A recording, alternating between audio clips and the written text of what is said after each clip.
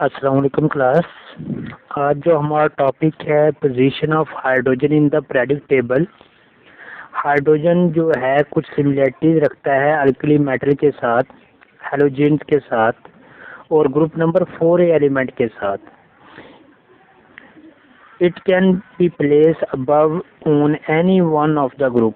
तो कहीं पे भी रखा जा सकता है इसको, लेकिन इसको डिसाइड करना हमारे लिए क्या था, मुश्किल था कि कहाँ पे इसको रखा जाए। तो इस वजह से हमने क्या किया, टॉप के ऊपर सबसे ऊपर यानी अल्कली मेटल के साथ हमने उसको अटैच कर दिया।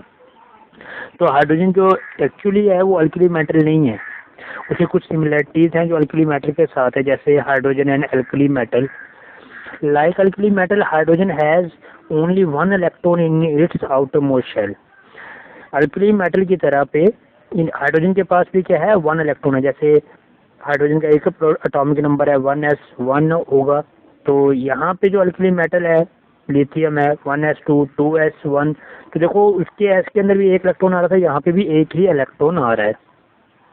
Like alkali metal, hydrogen can lose its one electron, क्योंकि उसके आउटर मोस्ट शेल के अंदर एक इलेक्ट्रॉन है, तो वो एक ही इलेक्ट्रॉन क्या कर सकता है, लूज कर सकता है।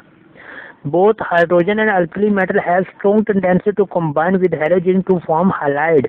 जैसे हमारे पास है NaCl है, सोडियम साल्ट बनाता है, इसी तरह ये हाइड्रोजन जो है HCl बनाएगा, स्ट्रॉन्ग टेंडेंसी होगी। Like alkali metal, ionic compound of hydrogen ionize in water to give proton. जैसा कि हमारे पास अल्कली मेटल आयोनाइज होता है, जैसे हमारे पास NaCl आयोनाइज होता है वाटर के अंदर, N+ आयन देता है और क्लोरीन आयन देता है। तो इसी तरह जो हमारे पास HCl होगा वो भी क्या हो जाएगा, आयोनाइज हो जाएगा। During electrolysis of water, hydrogen is obtain at cathode.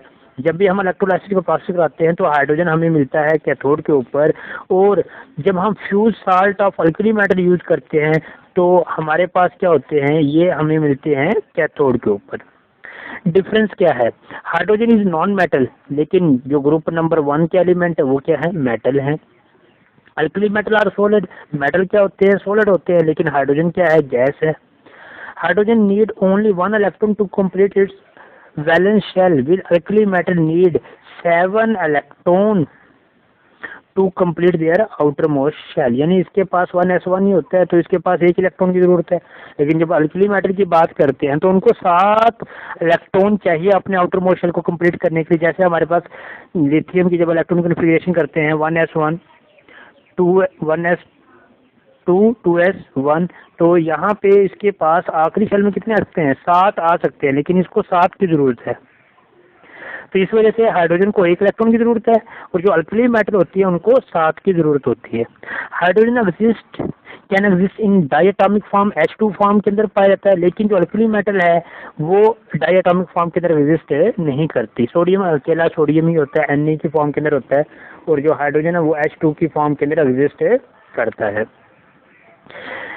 M positive ion of alkali metal are stable. जो मेटल के पॉजिटिव आयन होंगे वो स्टेबल होंगे किसके अंदर, एक्वस सॉल्यूशन के अंदर, जबकि हाइड्रोजन आयन जो होंगे वो स्टेबल नहीं होंगे, वो एग्जिस्ट करेंगे mainly as H3O positive ion. Hydrogen does not lose its electron as quickly as alkali metal, क्योंकि उनका साइज बढ़ जाता है, इस वजह से वो अपने इलेक्ट्रॉन लूज कर देते हैं। एज कम्पेयर टू हाइड्रोजन, क्या हाइड्रोजन आसानी से लूज नहीं करता। Alkali metal generally form ionic compound, जबकि हाइड्रोजन जो होता है वो कोवलेंट कंपाउंड बनाता है। इस तरह हाइड्रोजन और हैलोजन की सिमिलरिटीज है। हाइड्रोजन क्या है, गैस है, लाइक जैसे हैलोजन भी क्या है, गैसेज है। हाइड्रोजन एग्जिस्ट करता है डायटोमिक फॉर्म के अंदर, फ्लोरीन क्लोरीन आयोडीन भी, ये भी डायटोमिक फॉर्म के अंदर एग्जिस्ट करते हैं। Hydrogen required 1 electron to complete its outermost shell just like halogen, क्योंकि इसके आखिरी शेल में 7 होते हैं, ये भी क्या करते हैं, एक इलेक्ट्रॉन गेन करते हैं। Both hydrogen and halogen form stable ionic compound with alkali metal. दोनों क्या बनाते हैं, स्टेबल आयनिक कंपाउंड बनाते हैं, किसके साथ, अल्कली मेटल के साथ। Hydride ion from H negative, और इसी तरह जो जब एक इलेक्ट्रॉन गेन करेंगे हैलोजन, उनके ऊपर भी क्या आएगा, नेगेटिव चार्ज आएगा।